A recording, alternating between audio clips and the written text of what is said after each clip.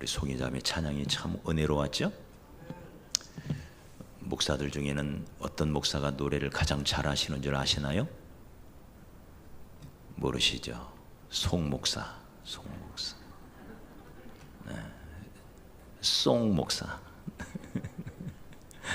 네.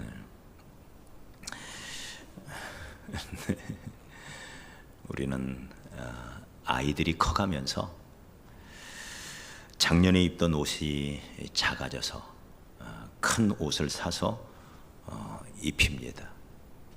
네. 옷이 작아진 게 아니죠. 네. 몸이 커졌다는 얘기죠. 몸이 커지면 옷도 커져야 되는데, 네.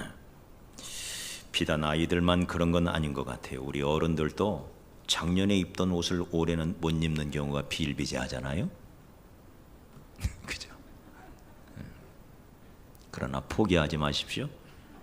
네. 내년에는 또 입을 수 있잖아요. 네. 네.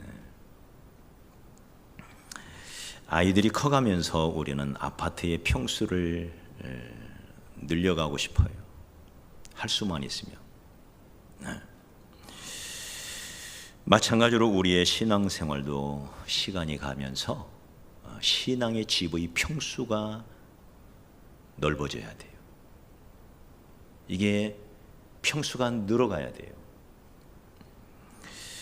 어쩌면 아파트의 평수보다도 더 중요합니다. 어떤 사람은 때가 되었음에도 불구하고 신앙의 집이 너무 좁아서 힘들어 하시는 분들이 있습니다. 우리는 점점 자라가면서 점점 늘려가야 돼요. 한 걸음씩이라도 앞을 향하여 나아가야지.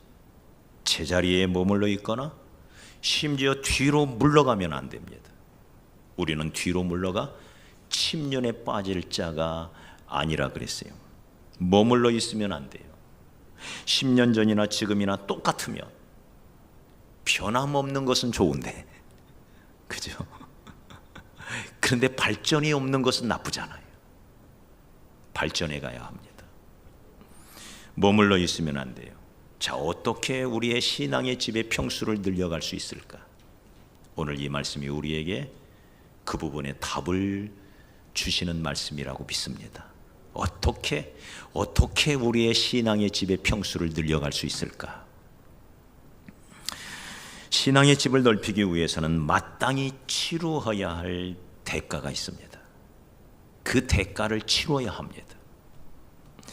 여기 본문에 등장하는 요셉 자손, 그들도 장막을 넓혀야만 되는 처지에 있었습니다.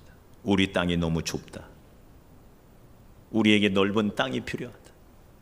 우리에게 좀 더 넓은 집이 필요하다. 그런데 그들은 대가 지불을 회피하고 있어요. 집이 넓어지려면, 평수가 넓어지려면 반드시 대가를 지불해야 되는데 그걸 지금 회피하고 있어요. 우리가 14절 다시 한번 읽어볼까요? 시작. 요셉 자손이 여호수아에게 말하여 이르되 여호와께서 지금까지 내게 복을 주심으로 내가 큰 민족이 되었거늘 당신이 나의 기업을 위하여 한 제비 한 분깃으로만 내게 주심은 어찌함이니이까. 자, 이게 무슨 말인가요? 이 본문의 배경을 조금 살펴봐야 돼요. 모세의 뒤를 이어 백성을 이끌고 가나안 땅에 들어간 여호수아, 차례로 남부 지방에서부터 시작하여 중부, 북부로 드넓은 가나안 땅을 거의 점령하였습니다. 그 후에 땅을 각 지파에게 분배하는데 하나님 앞에서 제비를 뽑아 결정을 합니다. 공정한 분배죠. 네. 그런데 그중 요셉 자손, 그들은 에브라임 산지를 물려받았는데 그 땅은 기름진 땅 중에 하나예요. 아주 기름진 곳, 좋은 땅을 받았지요. 그런데 그들은 그들이 받은 분깃에 불만이 있었어요. 표면적으로 가만히 들여다보면 그들이 불만할 거리가 있었어요. 틀림없이. 땅이 비좁다는 거예요. 우리는 큰 민족인데, 네, 우리 지파에 속한 백성이 많은데 우리가 살기에 이 땅이 너무 좁다는 거예요. 그러면서 말합니다. 이렇게 말해요. 왜 우리에게는 한 분깃만 줍니까? 여러분, 각 지파에 한 지파당 한 분깃씩 줬으면 됐지.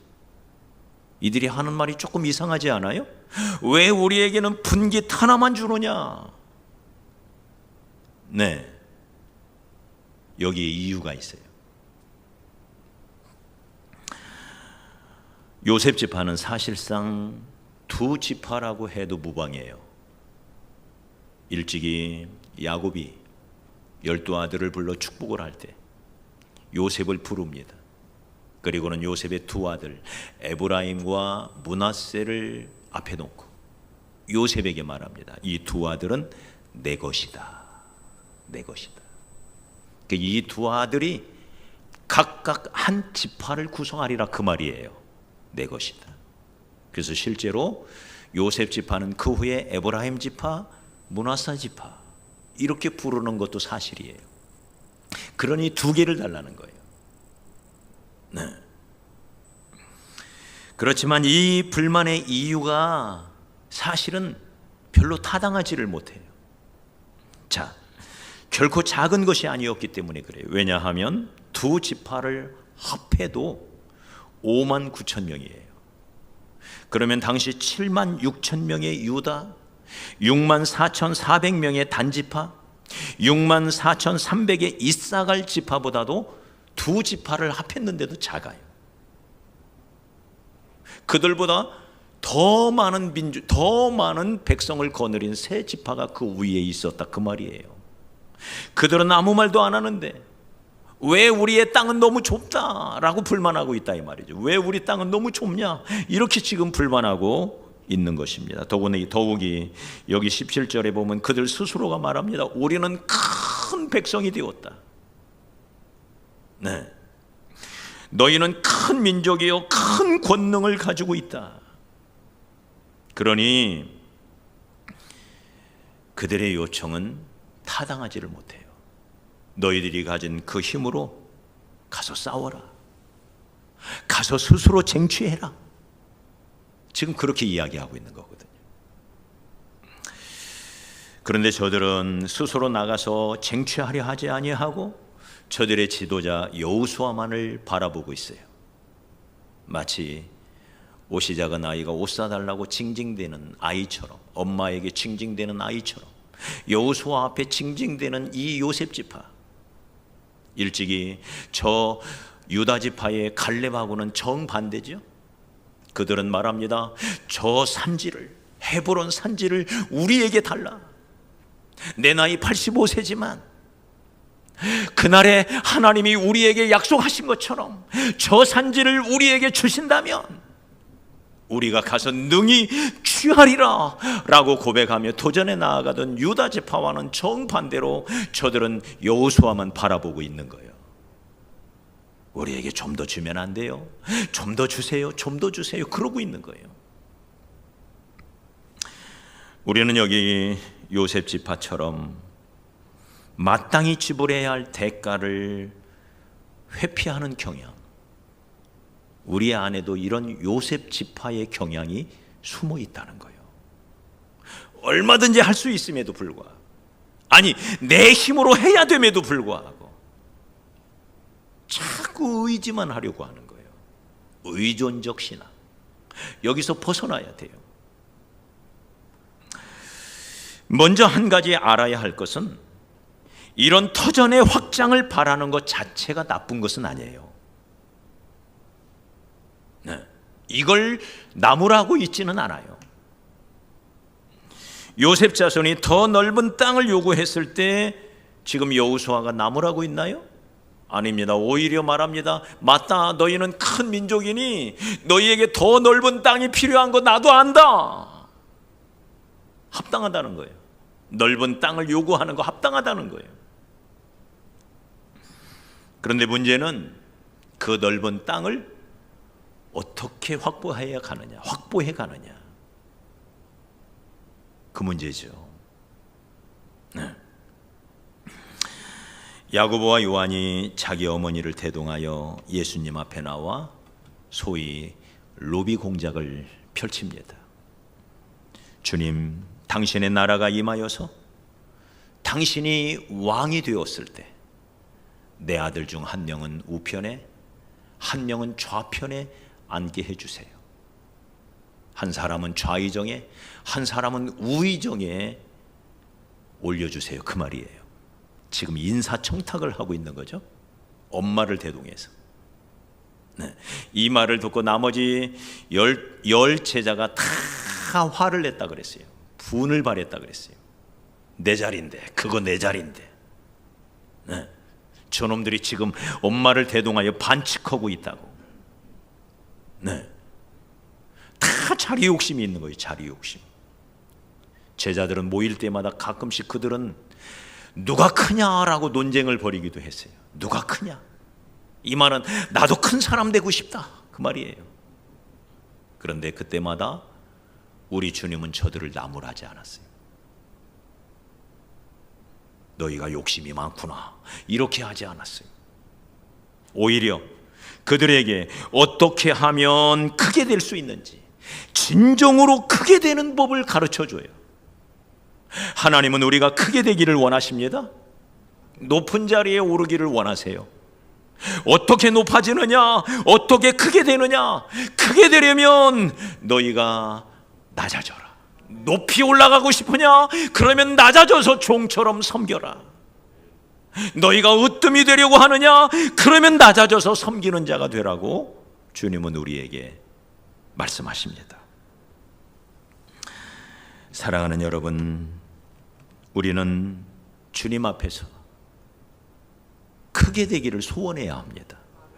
그래서 주님도 이렇게 말하잖아요. 하나님도 네 입을 크게 열라, 넓게 열라, 내가 채우리라. 네? 오히려 큰 것을 우리에게 구하라고 말씀하세요.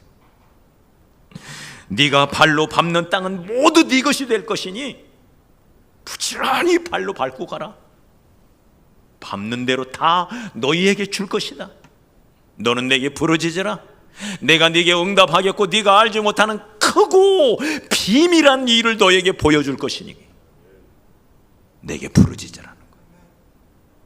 우리 옆 사람 축복합시다. 당신은 크게 될 사람입니다. 큰 산이 되십시오. 큰 인물이 되십시오. 주님도 이걸 원하세요. 네.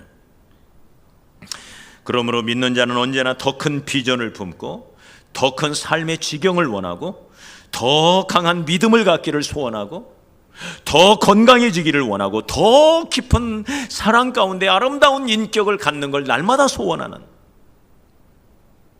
이건 아름다운 거예요.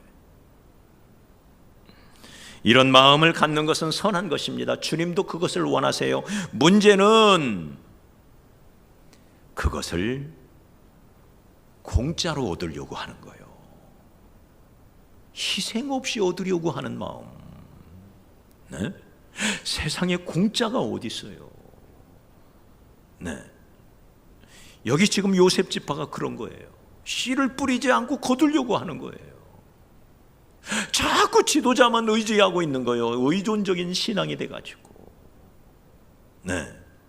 스스로 자기 발로 얼마든지 일어설 수 있는데, 스스로 얼마든지 홀로 서기가 가능한데, 가서 얼마든지 싸우면, 발로 밟으면 다 주심하고 약속하셨는데 가만히 앉아서 징징대고 있는 거예요.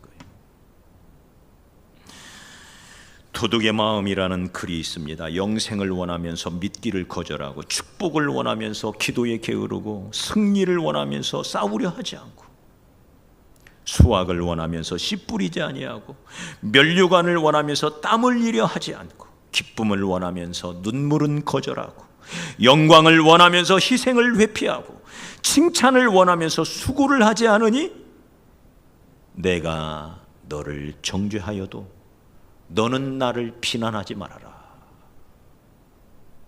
도둑의 마음이라는 거예요. 도둑의 마음.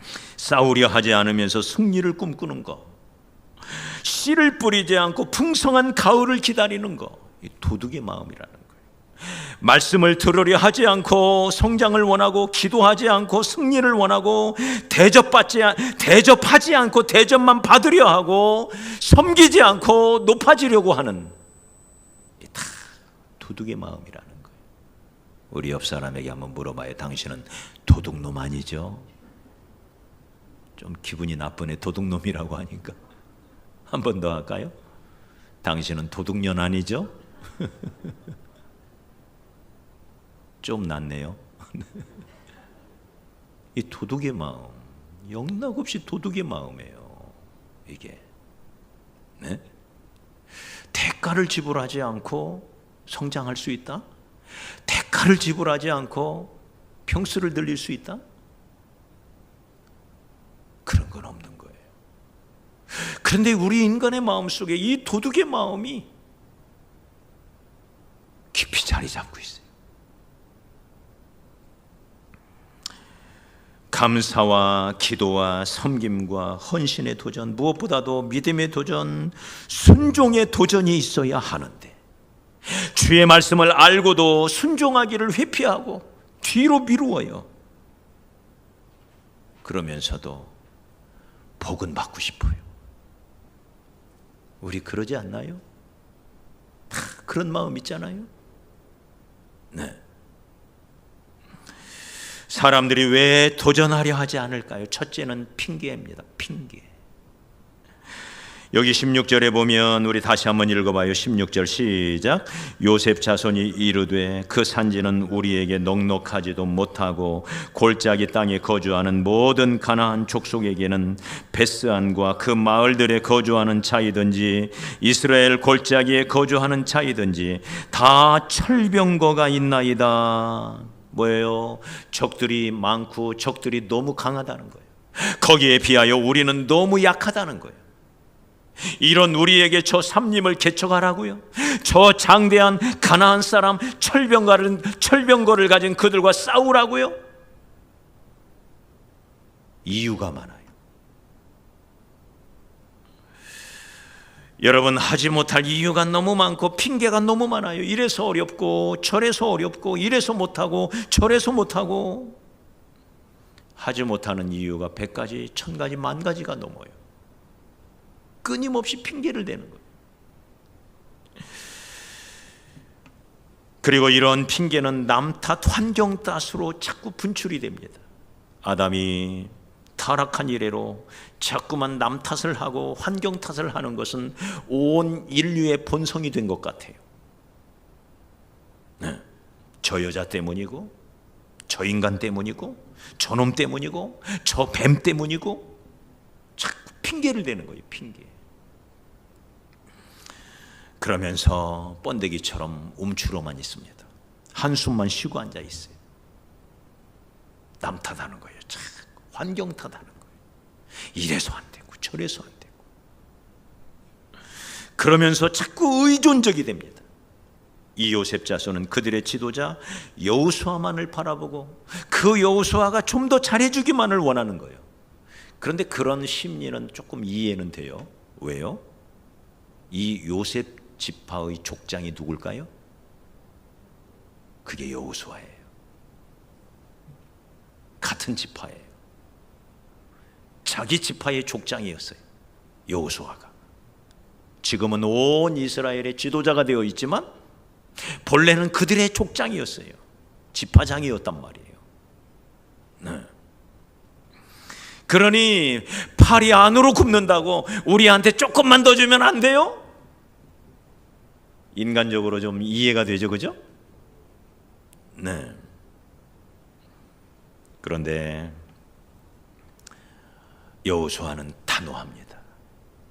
왜 나만 쳐다보고 있느냐? 너희에게 충분한 능력이 있는데, 하나님이 너희와 함께 하시는데, 얼마든지 스스로 헤쳐나가야 할 위치에 와 있고 얼마든지 홀로 설 수 있는 충분한 힘이 있는데 왜 자꾸만 의지하느냐?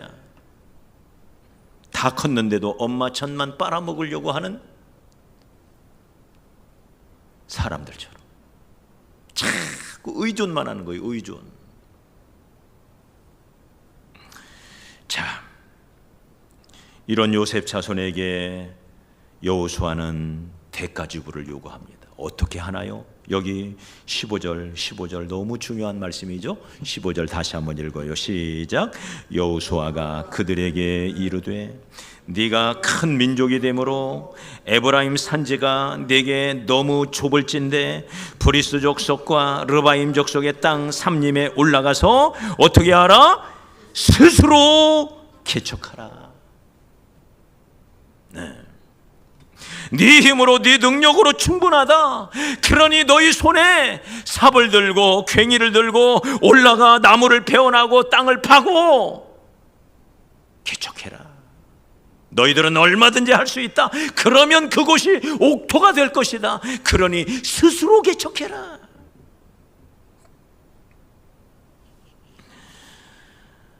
네 발로 일어서라는 거죠.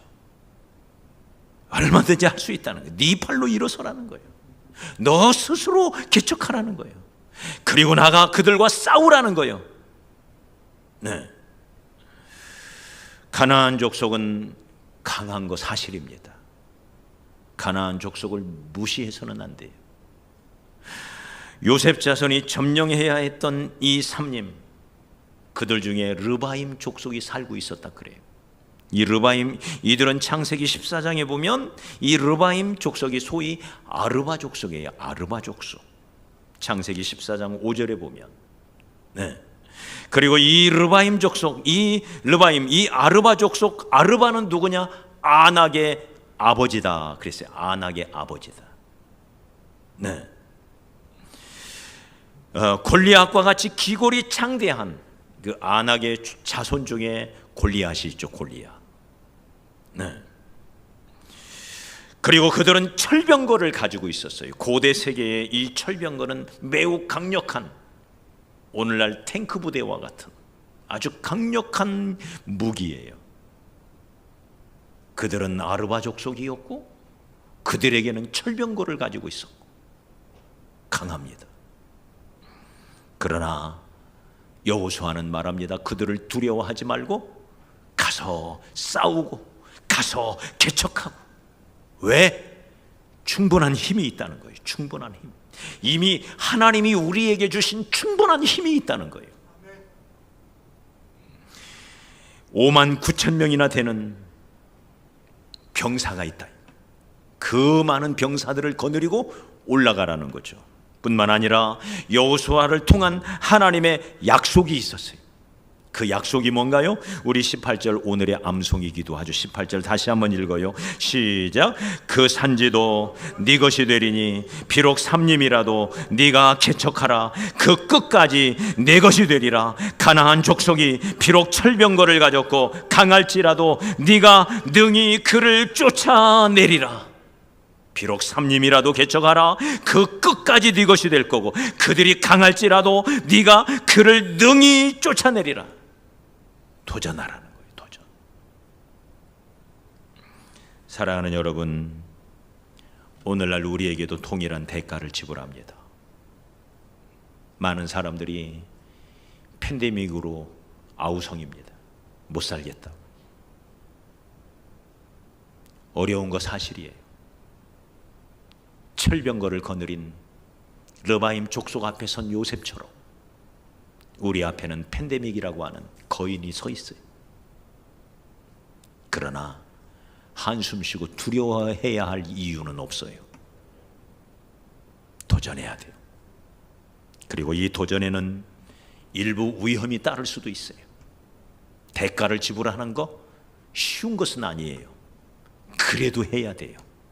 스스로 개척하려고 하는 이 개척자의 정신을 가지고 나가지 않으면 우리는 이대로 주저앉을지도 몰라요. 제가 어릴 적 시골에서 시냇가에 나가 가재를 잡았던 기억이 있습니다. 이 가재의 특징은 그 표피가 겉껍질이 아주 단단하다는 데 있어요. 이 단단한 껍질이 가재에게 주는 유익 엄청나죠?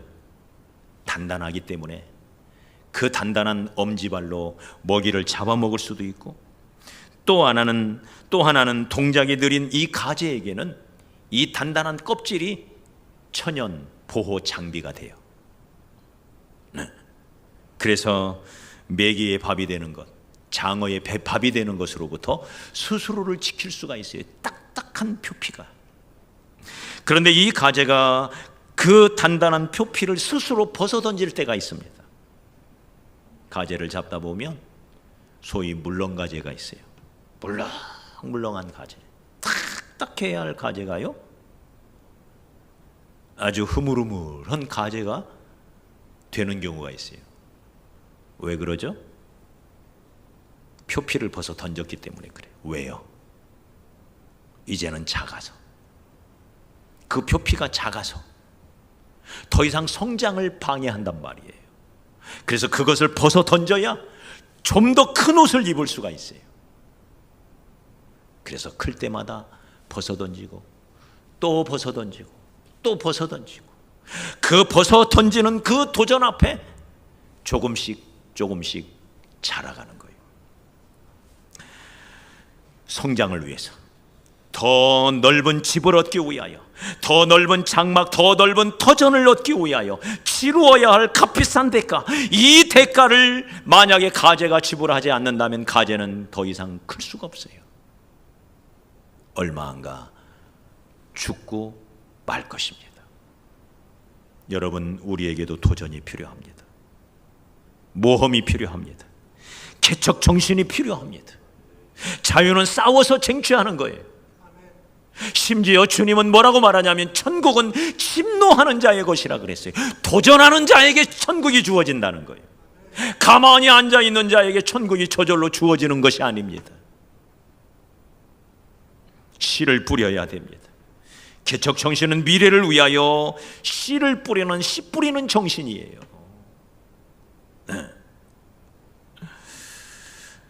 사랑하는 여러분, 코로나로 온 세상이 아우성입니다. 작년에 코로나가 우리나라에 덮쳤을 때 몇몇 지도자들, 기업인들은 이건 오히려 절호의 기회가 될 수가 있다,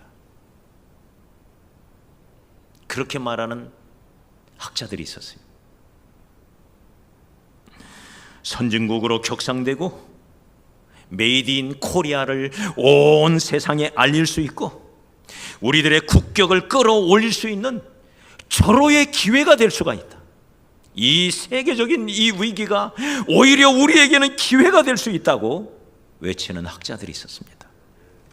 팬데믹의 위기를 기회로 활용한 기업들, 역설적으로 지금 대호황을 누리고 있어요. 조선산업 벌써 지난 상반기에 수주량 1년치 목표를 지난 상반기에 벌써 달성해 버렸어요. 6개월 만에 1년치 목표량을 달성해 버렸어요. 우리나라 기업들 지난 상반기 수출이 코로나 이전보다, 작년 얘기가 아니에요. 코로나가 한창일 2020년이 아니고 2019년 수출이 잘 나갈 때 그때보다도 오히려 30%가 늘어나 버렸어요. 대한민국 만세 아닙니까? 우리 기업인들 만세 아닙니까? 위기를 기회로 활용한 거예요. 위기를 기회로. 지금부터 꼭 2년 전 과거사 문제로 일본이 경제 보복을 했을 때 우리나라가 곧 망할 것처럼 우리는 두려워했습니다. 얼마 못 가서 우리는 일본 앞에 두 손 두 발 들고 항복해야 할 거라고. 이 나라를 삼성전자가 먹여 살리는데 더 이상 반도체를 생산할 수 없다면 우리나라 경제가 어떻게 될 것인가? 네. 그런데 그때에도 아니다, 이 싸움은 우리가 이긴다. 우리는 오히려 소부장 산업이 자립할 수 있는 절호의 기회를 맞이했다. 소재, 부품, 장비, 이건 지금까지 일본이 꽉 잡고 있었어요. 소재, 부품, 장비. 네. 그런데 이런 소부장 산업에 있어서도 우리나라가 드디어 자립할 수 있는 놀라운 기회가 왔다. 그러니 하나 되어 이겨내자. 그런 학자들이 있었어요. 지금 2년이 지나서, 정확하게 2년이 지났죠. 지금. 네. 우리나라는 보란 듯이 자립을 하고, 오히려 우리에게 경제 보복을 했던 일본이 어려움을 겪고 있습니다. 사랑하는 여러분, 위기 때 기회입니다. 위기가 기회입니다. 믿습니까? 미국의 유명한 정치가 전 국무장관이었던 헨리 키신저가 남긴 유명한 말이 있습니다. 위기 때는 가장 대담한 방법이 때로는 가장 안전하다. 언제는? 위기 때는. 움츠러들지 말라는 거예요. 번데기처럼 마파람에 개는 움츠러들듯이 하지 말라는 거예요. 사랑하는 여러분, 오히려 불황기 때 남들이 해보지 않은 과감한 행동으로 밀어붙일 수 있는 모험가적인 정신, 개척자의 정신을 발휘하는 게 오히려 더 유리할 수 있다는 거죠. 교회도 마찬가지입니다. 틀림없이 위기입니다. 예배를 제대로 드리기 어려운 상황이잖아요. 틀림없이 위기예요. 목사님들은 어렵다고 아우성입니다. 그러나 이 위기가 기회가 될 수 있습니다. 사람들이 두려워 떨고 있을 때 우리가 오히려 이 팬데믹을 이용하여 초심으로 돌아가고, 복음으로 돌아가고, 말씀으로 돌아가고, 더 예배에 집중하고, 더 본질적인 것에 집중하고, 우리 자신을 성찰할 수 있는 놀라운 기회로 삼고, 하나님께 더 전적으로 매달려 기도할 수 있는 기회로 삼고. 할렐루야. 그러면 우리에게 기회가 될 수 있다는 거예요. 사람들이 두려워 떨고 있을 때, 그러니 우리가 믿을 분 하나님밖에 없노라고 외칠 수 있는 좋은 전도의 기회도 될 수가 있다는 거예요. 할렐루야. 움츠러들지 말아야 돼요. 사랑하는 여러분, 축복받으려면 복받을 일을 해야 됩니다. 거두려면 씨를 뿌려야 합니다. 평화를 얻으려면 기꺼이 전쟁도 불사해야 합니다. 기도 없이 하나님의 은혜를 받을 수가 없습니다. 그러니 기도의 결단도 필요합니다.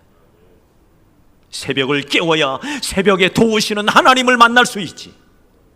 새벽에 잠을 자는데 어찌 새벽에 도우시는 하나님을 만날 수가 있겠어요? 도전해야 돼. 가만히 있다가 그냥 가만히 죽어요.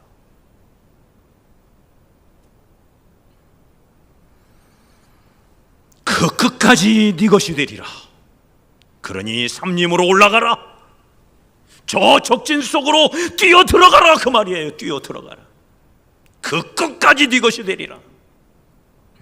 약속의 말씀 의지하고 저질렀던 베드로의 몸, 내가 주의 말씀 의지하여 그물을 내리겠노라 했을 때 만선의 기쁨을 누리죠. 주께서 오라 하시니 베드로가 그 말씀 듣고 풍랑이는 바다 위로 뛰어내립니다. 그래서 역사상 단 한 사람, 무리를 걸어본 사람이 되는 거예요. 네? 풍랑이는 바다 위를 저벅저벅 걸어갔던 이 인류 역사상 유일한 사람, 베드로가 된 거죠. 도전하는 것입니다. 세상은 믿음으로 도전하고 말씀대로 도전하는 사람들 앞에 엎드려 굴복하게 될 것입니다. 천국은 그들을 위하여, 도전하는 그 사람을 위하여, 침노에 가는 그 사람을 위하여 천국은 문을 활짝 열어 놓았습니다. 천국은 침노하는 자의 것입니다. 도전하는 자의 것입니다. 그러니 대가집을 회피하지 맙시다. 힘들다고, 어렵다고 움츠러 있지 맙시다. 이런 때 오히려 좋은 기회가 될 수 있음을 믿고, 네, 위기 속에 기회가 숨어 있음을 믿고 하나님께 지혜를 구하고, 하나님 어디로 가야 합니까? 네, 어렵게 살던 사람들은요, 이런 때 기회를 잡을 수도 있어요. 막 틀어졌잖아요. 막 모든 게 막 흔들리고 그 사이에 틈이 벌어질 수 있어요. 네? 모든 게 안정이 되었을 때는 틈이 없어요. 근데 지금은 사방에 여기저기 틈이 막 벌어지고 있어요. 네. 그래서 지혜가 필요하고 그 찾아낸 틈을 향하여 도전해가는 개척자의 정신. 스스로 개척하라. 의존적이 되지 말고 기다리고 앉아만 있지 말고 더더욱 주저앉아 한숨만 쉬고 있지 말고 하나님이 너와 함께 하심을 믿고 기도하며 도전하라. 그러면 네 끝까지 네 것이 되리라. 이 약속의 말씀이 그대로 이루어지는 은혜를 체험하게 될 것입니다. 기도하시겠습니다. 하나님